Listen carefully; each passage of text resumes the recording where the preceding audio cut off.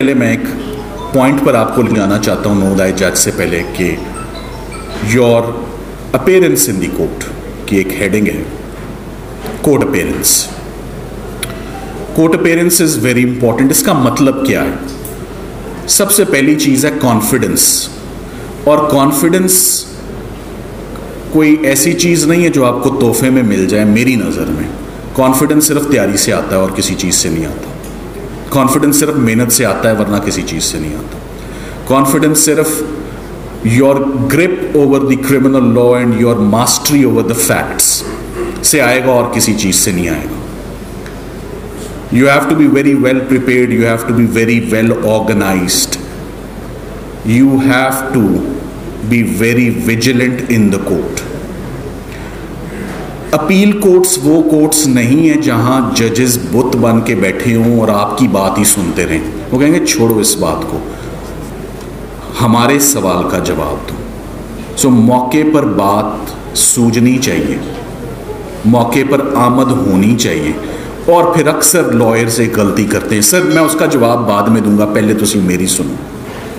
वो नहीं करना। जज अनॉय हो जाएंगे, जो बनती हुई रिलीफ आपकी झोली में डालनी है नहीं देंगे। First of all, if a judge has a specific categoric question, address that query, that concern first. Satisfy the judge first the concern which he has in his mind rather than आप अपनी सुनाएं।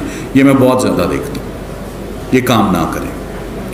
एक सवाल पूछा जाता है, रोक के तहम्मुल से पहले सवाल को अंडरस्टैंड करें और जितना अच्छा जवाब मौके पर सूझता है उतना अच्छा जवाब मौके पर उस बात का दें। और वो तभी दे पाएंगे अगर पूरी फाइल पड़ी होगी तो, क्योंकि वह सवाल कहीं से भी उठ सकता है।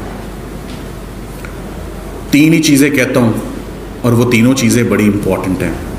Control your mind, control your body, control your voice. Mind absent है, हाजिर नहीं है, तो फौजदारी मुश्किल हो जाती है। इशारे कर रहे हैं, उंगली पॉइंट आउट करेंगे, बॉडी को ठीक नहीं रखा हुआ आपने, डमीनर ठीक नहीं है, यूनिफॉर्म ठीक नहीं है, कोट का या टाई का आपका कॉलर का बटन खुला हुआ है, या शेव ठीक से नहीं है, या if you are not appearing well groomed, this makes all the difference. Court appearance is very important. और कोर्ट अपीयरेंस में controlling your body, controlling your mind, controlling your voice, बड़ी बड़ी ऑब्जेक्शनेबल टोन्स आ जाती हैं वकीलों की। और एक बात और समझें, जजेस पूछते हैं क्या चाहते हो, इक्विटल मांग रहे हो या रिडक्शन इन सेंटेंस मांग रहे हो। इक्विटल मांगने का लहजा और रिडक्शन इन सेंटेंस का लहजा और, लोगों को पता ही नहीं लहजे में फ़र्क क्या होता है। एक में फ्रंट फुट पे खेलना है, एक पे बैक फुट पे खेलना है। मिटिगेशन है, हाथ में कशकौल है, माय लॉर्ड प्लीज। आपकी आवाज में ही दर्द आ जाए, वो जब तक नहीं आएगा एग्रेसिव होके चीज मांगते रहोगे। और वकला को पता नहीं, मैं 2 घंटे में सारी बातें नहीं बता सकता। जजेस कहते हैं please argue mitigation, is there any extenuating mitigating circumstance. आप फिर मेरिट्स पर अपील आर्ग्यू करना शुरू कर देते हो। गलत, समझते नहीं हो कि मिटिगेशन क्या है। कुछ देर के बाद हम उस पर जाएंगे। सो कोर्ट में आप जब जाते हैं, मैं एक मिसाल लेकर आया हूँ डिस्पोज्ड ऑफ। मेरा एक असूल है और ये मेरा असूल मेरी टीम के साथ भी है। जो लोग मेरे साथ काम करते हैं, मैं कभी कोर्ट में परफॉर्म ना कर पाऊँ अगर मेरे साथ मेरी टीम ना हो। एक टीम वर्क होता है और हम पूरा टीम वर्क करके कोर्ट में जाते हैं। मेरा एक एक पेज टैग्ड होगा, मेरे वेरी इंपॉर्टेंट पेजेस मार्क्ड होंगे, मेरे परफॉर्मा मेरा बना होगा, नोट्स मेरे बने होंगे, और जहां मैं समझता हूं मैं फंसूंगा वहां का केस लॉ मेरे पास होगा। So I would have my paper book numbered, underlined, and I would, जिस सवाल का जवाब मैं 3 सेकंड में ना दे पाऊं मैं पैनिक कर जाता हूं। ये मेरी कमजोरी है और मैं थिड़क जाता हूं कि मुझे इसका जवाब क्यों नहीं आया, क्योंकि दूसरा वकील तो छीनने को तैयार है आपके मुंह से जुमला कि मैं पहले बात बता दूं, इससे पहले मेरे नंबर पहले बन जाए। हालांकि बॉल आपकी कनेक्ट हुई है, गुफ्तगू आपकी चल रही है। तो वो क्या परफॉर्मा हो, क्या मेहनत हो कि 3 सेकंड के अंदर जवाब आए। 3 सेकंड से ज़्यादा मोहलत मिलनी नहीं है, ये मैंने नोट किया हुआ है कितना टाइम मिलता है, और फिर कोई और जवाब दे जाता है। प्रोसिक्यूशन आपका केस आर्ग्यू करना शुरू कर देती है, डिफेंस का मौका मिल जाता है, क्योंकि डिस्कनेक्ट हो जाते हो। सो कहने की बात ये है, डिस्कनेक्ट नहीं होने देना जज को किसी भी वक्त।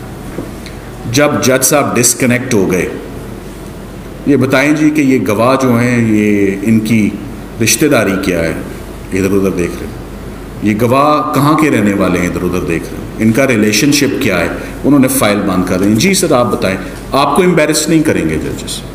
एक इम्प्रेशन बन गया, ये तैयार होके नहीं आता, इसको पता ही नहीं है, इसको प्रिलिमिनरी इंफॉर्मेशन का नहीं पता, तो एविडेंस की क्या तवक्को करूँ इससे कि उस पर असिस्ट करेगा। सो आपको आपका ब्रीफ पे कमांड ही नहीं है, आपसे बात हट के दूसरे के पास चली जाएगी, और फिर आप दोबारा वो इंग्लिश लिटरेचर में ना पैराडाइज लॉस्ट और रीगेन करना, सो लूज करके रीगेन करना फिर बड़ा मुश्किल हो जाता है कि दोबारा एतमाद बनाओ कि मेरी गल दोबारा, एक मौका होर दो। वो एक बड़ी मज़े की बात है, एक मौका होर दो, एक मौका होर नहीं मिलना, इम्प्रेशन पीछे रह जाता है आपका। सो आपने जब कनेक्ट कर रहे हो, आपका एक एक चीज़ पर आप अच्छी अपनी असिस्टेंस जो है वो देते रहें। और अक्सर मैं कहता हूँ, मुझे मरहूम फ़र्रुख आफ्ताब साहब से एक चीज़ मिली।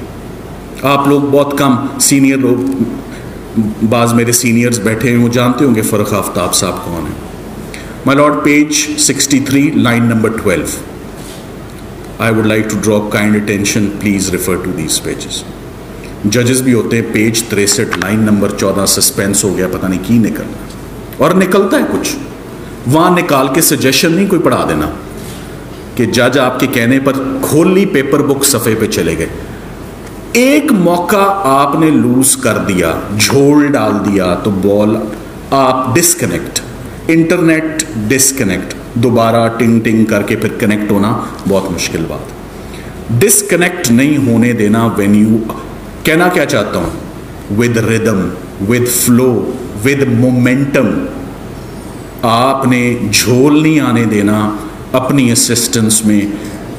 आपकी असिस्टेंस है, वो भी वो सवाल पूछते हैं तो वो भी, कि एक समा आप बांधे रखें, क्योंकि क्या चीज़ है जो हम दे रहे हैं, बोलना और पढ़ के बताना, अगर वो ही नहीं आता तो फिर सर्विस लेनी किसने है हमारी। खुद ही आर्ग्यू कर लेते हैं लोग अपना case in person. Your ability to present the case is very important.